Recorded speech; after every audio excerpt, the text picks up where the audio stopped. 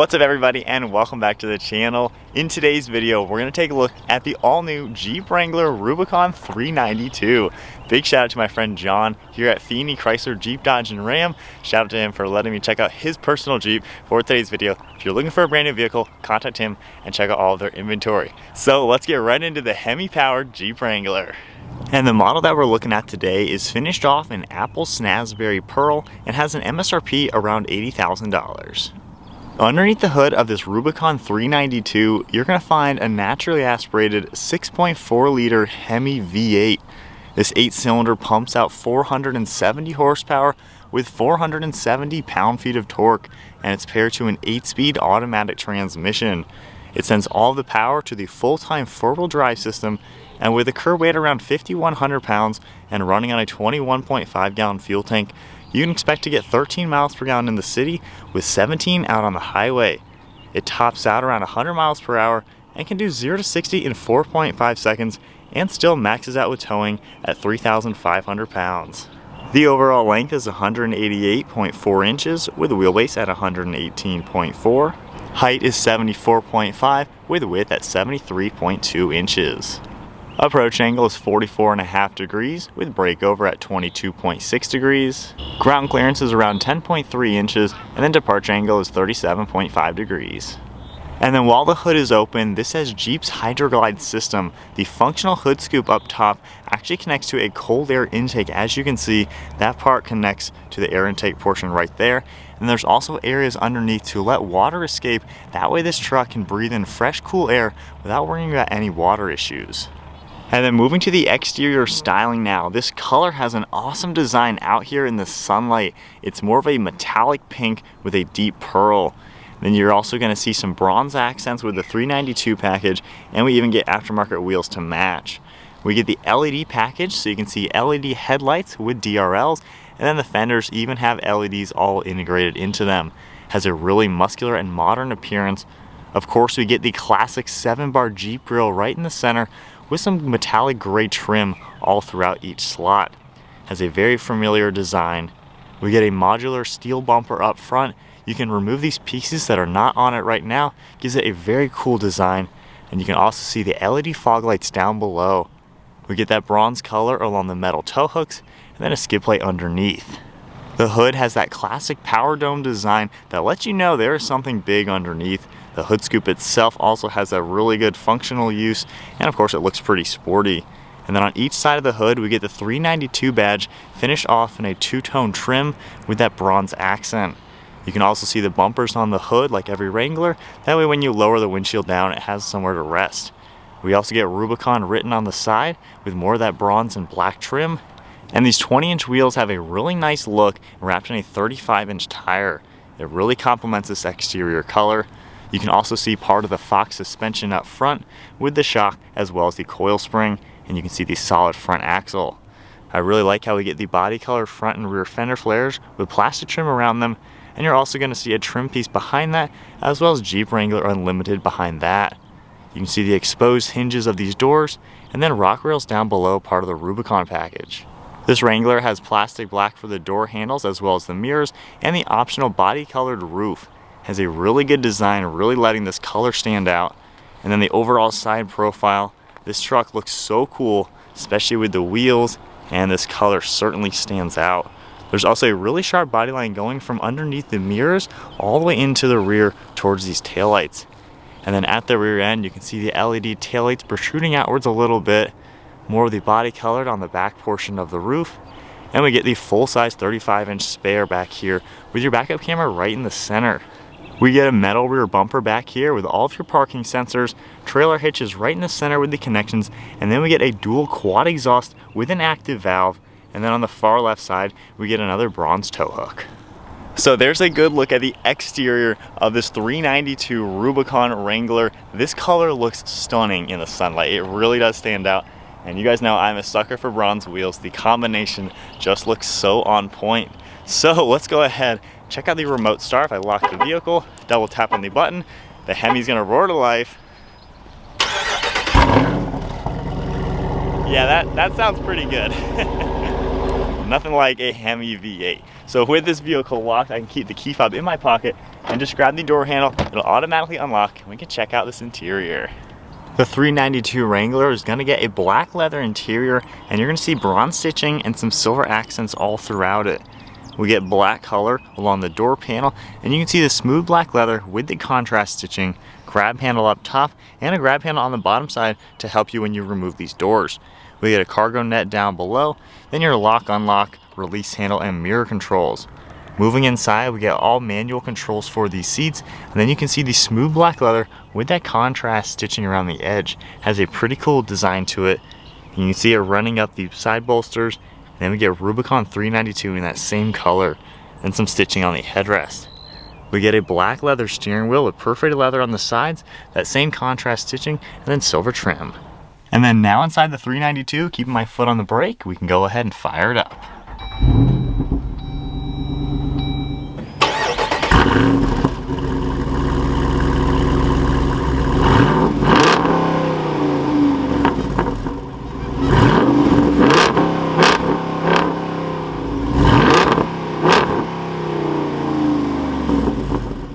Taking a look at the gauge cluster now, we have your tach over on the left with your transfer case, and then your speedometer to the right side, and an LCD screen right in the center. You can control that using the pad on the left side of the steering wheel. Right here we have our digital speedometer. You can scroll down and see a lot of the different information coming up for the vehicle, temperatures, pressures, things like that. And you can continue down for some off-road settings like your drivetrain, as well as the pitch and roll meter. We have driver's assistance that will come up, all of your trip and fuel economy information. Then we have audio, messages, and then just a few more things. Taking a look at the steering wheel now, we have some of the Bluetooth controls on the left, and then we get all the cruise control on the right side with the forward pacing. You can even see a set of steering wheel mounted paddle shifters. They're a couple inches large back here. They have a really cool look and feel, and then underneath them there's buttons for the radio controls and volume. On the right side we have your wiper blade controls, then your turn signal stalk, and then to the left of the steering wheel we have all of your headlight controls and interior dimming. We get one of the air vents, that same contrast stitching running across the dashboard, storage up front, and then this gloss metallic gray trim for the actual dashboard. We get Wrangler over on the right side for that grab handle, and then moving towards this 8.4-inch touchscreen display. Right now in the off-road pages, you can see your transfer case into 4 high, your steering angle. We also have accessory gauges to monitor everything in a larger screen, and then we get a massive pitch and roll meter. We have the media icon on this bottom left, climate control settings you can turn on, very easy to adjust everything. We also have more controls. You can take a look at the backup camera, and I love how you can even see all the spokes to the aftermarket wheels back here. And then we have our navigation screen that will come up. You get a pretty good view for the map and everything, phone integration, and then all of your settings. Underneath the actual screen we do get physical climate controls. You can see steering wheel and heater for the seats. Then we have the fan speed on off, tuning on the right, recirc and air conditioning, volume control, our active exhaust and traction control. Then we get the downhill cruise control and parking sensors. Right in the center you're going to see all of your window switches, as well as a 12 volt and then a media outlet on the right side with some USB ports. And then down below that we get our front and rear locker. We have the off-road plus button as well, along with our sway bar disconnect. Tapping the off-road plus, it goes into that off-road pages, and you see it even puts us into the off-road mode. We also get empty auxiliary switches on the far right side. That way if you have anything you want to add like lights or winches, you have that capability. We also have a manual gear selector for your transfer case for 4 auto. You also have 4 part-time, neutral, and into 4 low. We have the transmission gear selector on this right side with all of your gears and a manual shift mode, more of the contrast stitching, and an old school Jeep right on the top. We get 2 cup holders and a slot for a cell phone or your key fob, manual parking brake as well with contrast stitching, more stitching on the armrest, and you can open this up for 2 different areas with a ton of storage space. We get a nice sized glove box that is lockable on the right side, and then one last look at the interior. The stitching looks awesome, and I really love how you can see part of that body color coming through the interior. And then up top on this roof, you can see the areas that you grab to remove everything. This roof is a 3-piece removable top, so really cool to see that. And we get your garage door openers. And then moving on to the rear seat space, I can grab the door handle and open it up. The door panel even gets the same contrast stitching and the lower handle to help you remove it. Then we have the same leather seating with all the stitching. This is a 3-seater back here, plenty of room for a car seat as well. And then you can see all the storage options you have on the back side of these front seats. We even get your window controls and air vents, and then 2 USBs, a 3-prong outlet, and then a little bit of storage space. You can then grab the tops of the seats, and there's 2 different levers. A skinnier one will fold down these headrests for better visibility. Then the larger one, you can grab it and fold these seats nice and flat for better storage. And then you also have good room to the rear area. All right, so sitting now in the back of the 392 Rubicon, it's actually not too bad back here for being kind of a smaller SUV. There's no recline for these seats, but they're at a good angle to where you can sit here comfortably. 3 people or 2 adults and a kid can easily fit here pretty nicely. At 5'11", I have plenty of headroom, and even with the driver's seat set at my height, I have pretty good knee room and foot room, and there's a lot of glass in here to make it feel nice and open. Up on the ceiling, you even get your speakers and then your dome lights up top. And then moving on to the rear cargo area, you can just grab this handle on this left side, swing out the gate, it'll lock nicely, and you even get a really cool spec sheet right here, specifically for the 392 Rubicon, with a few dimensions, of course made in the USA. Very cool to see that. And then you can just manually grab the glass and lift this up out of the way. The gas struts will keep it up. You can see what kind of storage space we have back here. Pretty roomy back here. You can certainly fit quite a lot of items. Get part of the Alpine audio system on the far right side, and then you can grab this open, and there's an area that you can put all the bolts and hardware for when you remove the doors and windshield. So really cool to see that. And with the 1 seat folded down, you can see how the storage space goes all the way up to the front seats. So certainly a pretty practical off-roader. All right guys, so we are setting off now.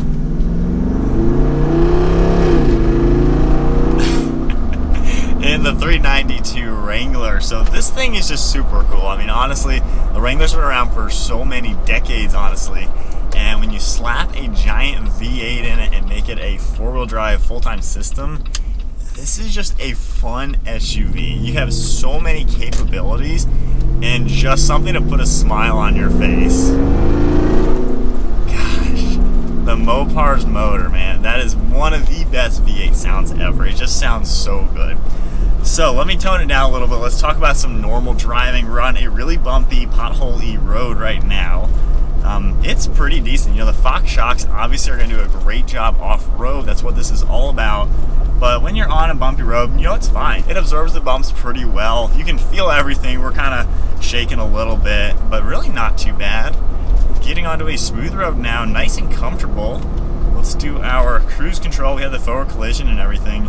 So I like how you can still drive this like a normal vehicle. While it's pretty hardcore, pretty out of the ordinary for what a Rubicon Wrangler is normally going to be, you can daily drive this. You know, this is his daily driver, and clearly it's even good for the family. But when you are cruising, we're going around 40 miles an hour. It's actually pretty stable. We have the 35s on it. The steering's a little vague, you know, there's some body roll, but you're kind of expecting that with any sort of Wrangler. It's just not really the most on-road capable vehicle in the world. It's really at home when you're out hitting the trails and just doing something a lot of fun with this. So let's try out some power. We'll take cruise control off. I love how we get the paddle shifters. That's a really cool touch. And we can now downshift using them, and we'll feel out the power a little bit more. The V6 and the diesel versions of the Wrangler, you know, they're quick, but they're not necessarily fast cars or anything like that. So I like with this V8, it really just gives you power, and you don't expect that. I mean, almost 500 horsepower and torque in a vehicle that is shaped like a brick with solid front and rear axles.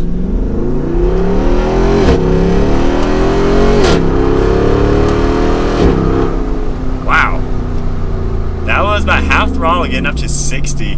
That is an interesting acceleration because it kind of goes a little bit left to right, sways a little bit, but the gear changes are nice and snappy.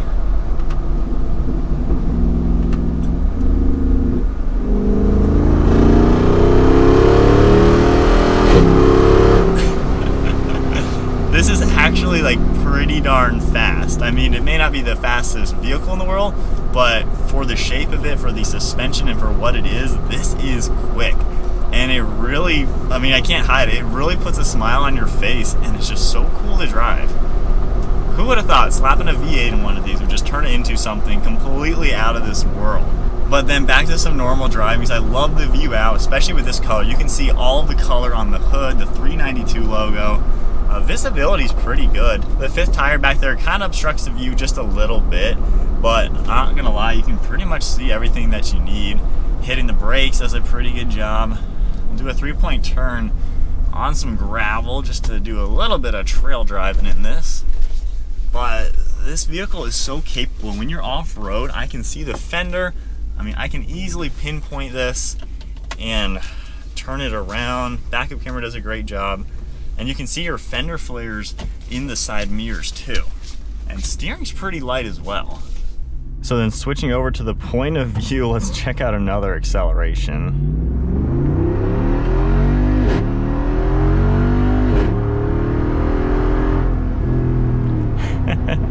And I'm too scared to really do full throttle just because it takes a little bit getting used to this kind of vehicle, but man, this thing is so fun to drive. It really is. And I feel like, while yeah, you're kind of getting something that isn't the most comfortable, isn't the most quiet vehicle out there, because of the sound this engine and exhaust system makes and the power, and obviously it looks awesome. I mean, who doesn't love the look of a Wrangler?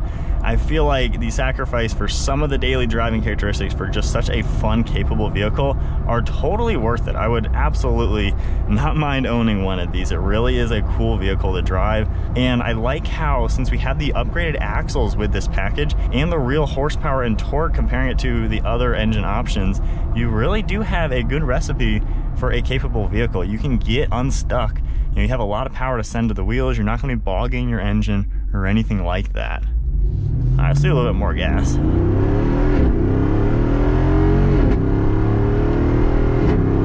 right, that was pedal to the floor.